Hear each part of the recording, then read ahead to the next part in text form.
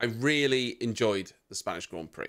But rather than focus entirely on what happened during the race in, say, the top 10, I want to talk a little bit about how the teams chasing Red Bull are kind of letting them off the hook a little bit.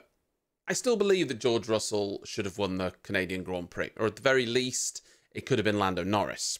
And if it wasn't for the untimely safety car, he would probably have won that race. From McLaren's point of view, then, you would say it was unlucky, but from Mercedes' point of view, it was definitely a missed opportunity.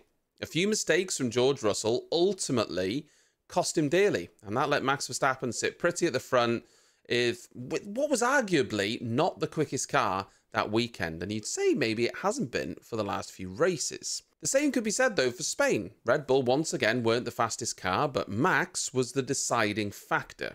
But I want to caveat that. I don't want to diminish Max or what Red Bull have done, because I think ultimately right now he is performing at a very high level. But I do think they've won the last two races without the fastest car because they have Max. Max has definitely been the difference maker. We've seen this with Perez. If Perez was in that car on his own, or there was two Sergio Perez's, they wouldn't have won anything. It's undeniable that Max is making the difference. Despite that, though, I think McLaren could and should have won the Spanish Grand Prix as well, with a better strategy. Of course, Lando knows full well that his start cost him big time. It wasn't just getting passed by Verstappen, he got cleared by Russell as well, with a crazy move from Russell around the outside. He got a very, very good start. Max got past George, though, to take the lead on lap 3. He was then able to control the pace out front, but Lando was definitely a little bit stuck behind George, and it cost him in that first stint. So they decided to stay out longer and do the overcut, if you like, go long. Then once they pitted Lando, he came out behind Sainz, Hamilton, and Russell, and he's a fair way off the lead. He made pretty short work of those guys, though, got him back into second place by lap 35, although we did have a good old scrap with George Russell on the way. So at this point, it's game on. Lando had great pace. Something with those McLarens, the pace just comes alive in the middle and the latter part of the races. It's something we saw in Canada as well.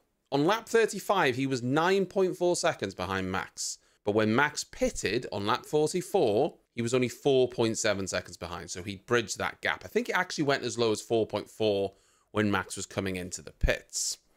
This is where McLaren, I think, made a mistake. All that work Lando did to get that gap back down, well, they kind of just reverted it all. The gap was almost 10 seconds, high 9s, and then they got it down to under 5 seconds, almost 4 seconds. But they kept Lando out on the old medium tyres. Max pitted, he came out on fresh softs, and just in those few laps that they kept Lando out, he gained pretty much everything back that Lando had worked so hard to reduce over the past stint.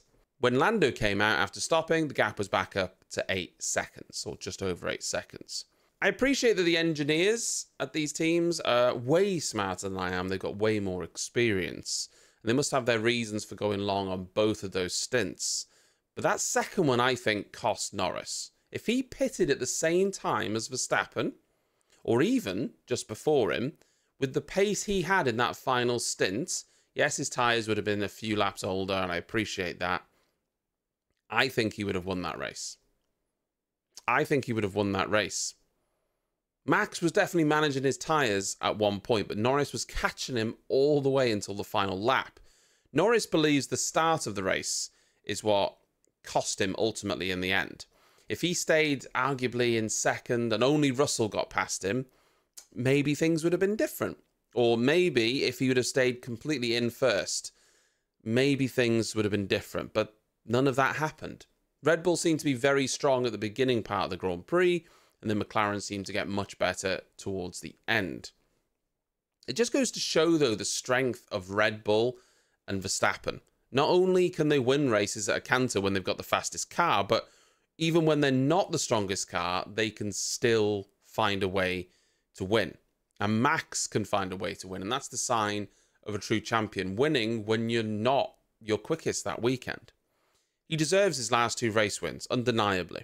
He's had to really work for them, and I'm not trying to take anything away from him, but I can't help but feel that if Mercedes and McLaren were both at 100% in those races with no mistakes, I don't think Max wins either of them, because they were their own worst enemies in Spain and Canada.